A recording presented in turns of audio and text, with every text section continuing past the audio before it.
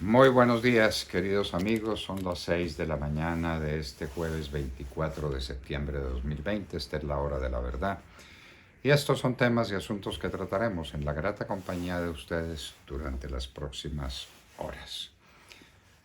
Los invitamos desde ahora para que estén con nosotros a las 6 de la tarde por vía digital, en YouTube y en Facebook, Hora de la Verdad, donde haremos comentarios sobre los temas más importantes del momento.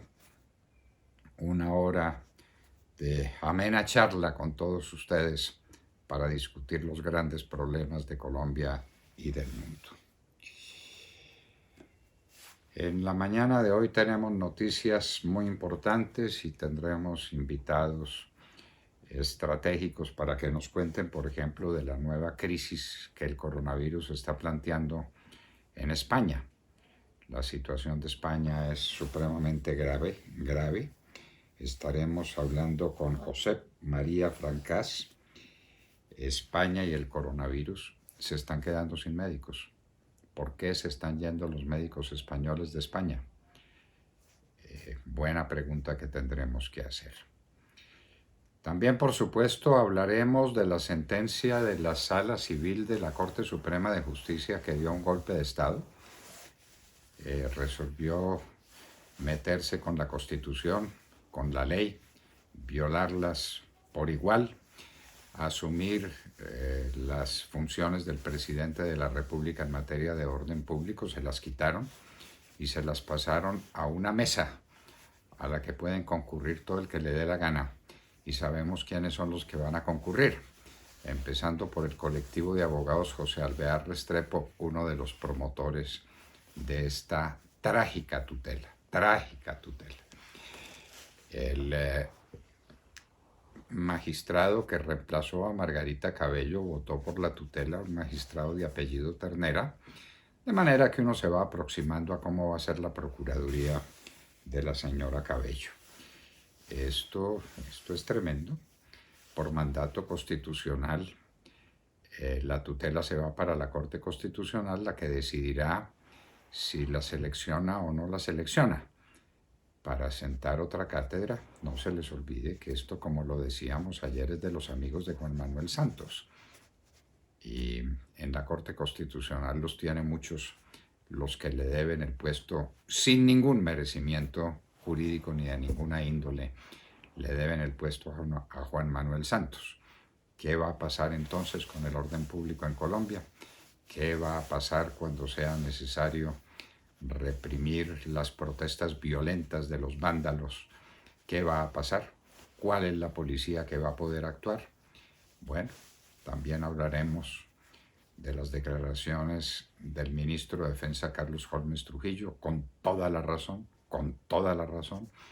declaraciones muy puestas en su sitio, frente a un golpe de Estado que ha dado la Sala Civil de la Corte Suprema de Justicia, así lisa y llanamente.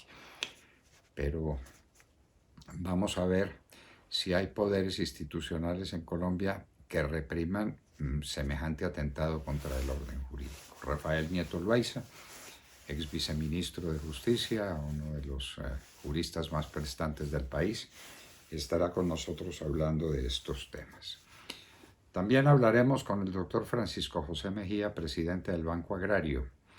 El sector rural defendió a Colombia en esta crisis. No faltó la comida, se produjo, fueron verdaderos héroes en esta historia.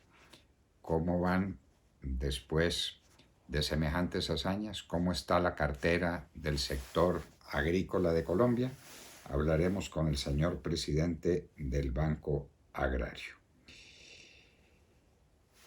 Seguimos recordando al presidente Álvaro Uribe Vélez, que está preso y que no tiene juez, porque no tiene juez ante quien acudir, ni un juez que sea el responsable de los derechos de Álvaro Uribe Vélez, porque la Fiscalía General de la Nación es un ente investigador, no es juez. La Corte Suprema de Justicia se desprendió del asunto. La juez de garantías dice que ese no es asunto de ella, que lo resuelva la Corte Suprema de Justicia. ¿Y la Corte Suprema de Justicia, qué juez de Álvaro Uribe Vélez es? Ninguno. Álvaro Uribe Vélez es un colombiano que no tiene juez. Presupuesto nacional de 314 billones de pesos fue aprobado por las comisiones primeras que sesionaron conjuntamente, las de la Cámara y del Senado, 314 billones de pesos. Tenemos que recordar de ese presupuesto que el servicio de la deuda, escuchen esto, el servicio de la deuda de la nación costará el año entrante 72,5 billones de pesos. El endeudamiento del país, el endeudamiento que dejó Juan Manuel Santos y el que no ha corregido el presidente Duque, sino que digamos que por la pandemia vemos ese margen de razón. Se ha aumentado el endeudamiento y va a llegar a una cifra cercana al 70% del Producto Interno Bruto del país. En Argentina se desplomó el PIB. El PIB en el segundo trimestre cayó 19%. En Venezuela sigue la gran crisis de combustible. Esto es sencillamente pavoroso. Y alguien habla de un empate catastrófico, porque la oposición se dividió. El señor Enrique Capriles salió corriendo a legitimar el gobierno de Nicolás Maduro y a participar en unas elecciones que serán en diciembre, pero cuyos resultados ya se conocen. Y se conocen porque tienen las maquinitas, las mismas que quieren traer para Colombia, están empeñados en traer las mismas máquinas en las que el software y todos los mecanismos de operación permiten anticipar las elecciones varios meses a la fecha en que se celebran. Pinturita y su reforma administrativa. Ha creado el alcalde de Medellín 2 secretarías, 5 subsecretarías, 3 gerencias y una unidad administrativa especial. ¿Cuánto cuesta eso? Un dineral para la ciudad. Como están tan ricos, entonces Pinturita hace una reforma administrativa que no es de austeridad, que no reduce el gasto público, sino que aumenta. Y aumenta secretarías y subsecretarías y unidad administrativa especial y gerencias. Eso sí, pues desbocado, Pinturita gastándose la plata en Medellín. A propósito, estamos ya a finales del mes de septiembre. En una semana, las empresas públicas habrán tenido que asumir la responsabilidad de la mitad de Electricaribe y Enel Pereira la otra mitad. ¿Eso está listo? ¿Eso está ya convenido? ¿La gente en la costa atlántica recibirá una buena atención en el servicio de energía? ¿Pagarán las facturas? Y el déficit que le quede a Electricaribe, ¿quién lo cubrirá? ¿Cuánto nos va a costar ese hueco? Chile rechaza el acuerdo de Escazú. El acuerdo de Escazú en el que está empeñado el gobierno colombiano y no hemos podido entender por qué.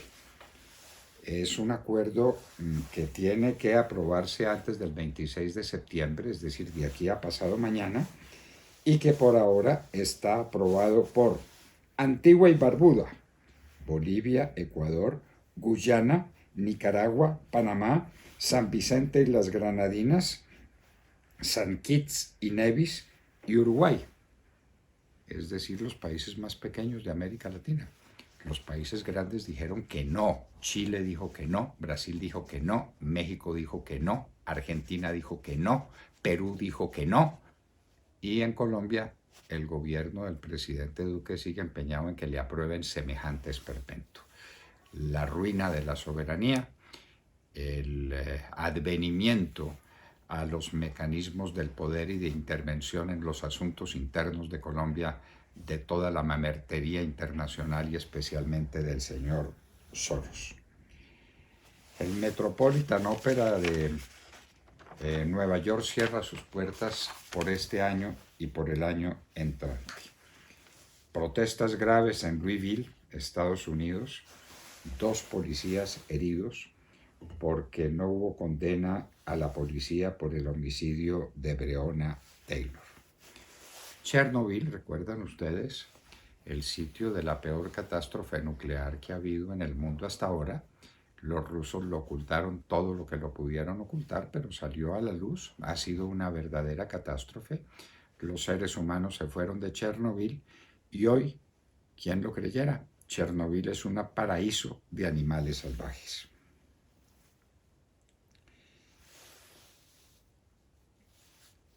Los honores a la juez Ruth Bader Ginsburg. Hablaremos con Cristina Londoño sobre el particular. La vacuna de Johnson & Johnson lista, está en la fase final. La última fase se probará con 60.000 voluntarios, no necesita congelación y produce efecto con una sola dosis. Johnson & Johnson. ¿Se anticipó a los demás? Pregunta por hacer. En Sao Paulo resolvieron que se van con la vacuna china. Dios los tenga de su mano. En Finlandia adiestran perros para detectar el coronavirus. Ya no hay que tomarle la temperatura a nadie, ya no hay que hacer ningún examen. Hay perros adiestrados para detectar el coronavirus. Parece mentira, pero así es. El gobernador republicano de Missouri fue un enemigo del tapabocas. Se enfrentó a las medidas que se estaban tomando para controlar el virus y lo tiene coronavirus. El señor gobernador republicano de Missouri, Mike Parson. Cuarentena estricta en Israel desde mañana. El rebrote en Israel ha sido tremendo y no tienen más remedio que acudir a una cuarentena que será más fuerte que la que se impuso a comienzo y que no fue suficientemente cumplida. En la Florida, en los colegios se inician clases presenciales, pero los padres de familia pueden decidir si sus hijos se quedan en casa con clases por vía digital, clases que no sean presenciales sino virtuales. Y hoy en la historia, en un día como hoy, en el año de 1493, zarpaba de Cádiz la expedición con más 500 hombres, 12 carabelas, 2 naos grandes que traían a Cristóbal Colón a su segundo viaje a América. 24 de septiembre de 1493, desde Cádiz. De todo esto y de mucho más hablaremos con ustedes en las próximas horas, en la hora de la verdad.